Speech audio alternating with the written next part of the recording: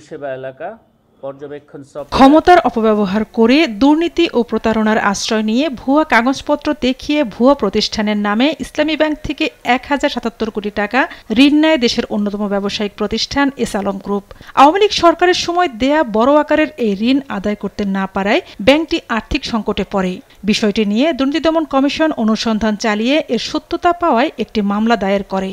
ওই মামলায় ৩১ জনকে আসামি করা হয়। প্রতারণা ও জালিয়াতির আশ্রয় নিয়ে নাম সর্বস্ব ভুয়া প্রতিষ্ঠানের নামে কাগজপত্র সৃজন করে ১,০৭৭.১১ কোটি টাকা পরবর্তীতে মোহাম্মদ সাইফুল আলম চেয়ারম্যান এসালম গ্রুপের স্বার্থ সংশ্লিষ্ট বিভিন্ন প্রতিষ্ঠানে স্থানান্তর, রূপান্তর এবং হস্তান্তরের অপরাধ অনুসন্ধানকালে প্রমাণিত হয়েছে।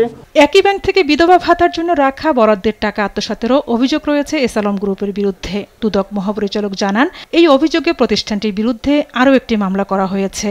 ২০২৩ সালে পবিত্র ঈদুল আজহা উপলক্ষে সারা দেশের ৮,০০০ বিধবা, বয়স্ক, প্রতিবন্ধী এবং ছিন্নমূল পরিবারের মাঝে ত্রাণ সামগ্রী হিসাবে বিতরণের জন্য বরাদ্দকৃত এবং গুলশান শাখায় আইবিসি এর মাধ্যমে প্রেরিত ৫ কোটি টাকা সঠিক প্রক্রিয়ায় বিতরণ না করে এবং পরবর্তীতে উক্ত অর্থ নিজেরা আত্মসাৎ করার অপরাধ অনুসন্ধানকালে প্রমাণিত হয়েছে।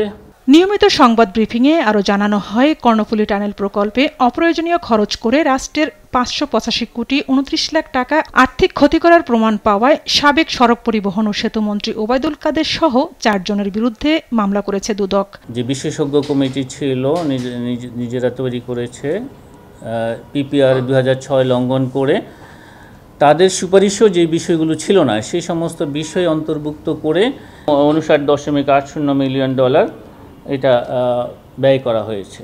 এছাড়া জ্ঞাত আয় বহির্ভূত সম্পদ ইস্যুতে নৌপরিবহন অধিদপ্তরের এক কর্মকর্তার বিরুদ্ধেও মামলা করা হয়। ঝর্ণা রায়, দেশ টিভি, ঢাকা।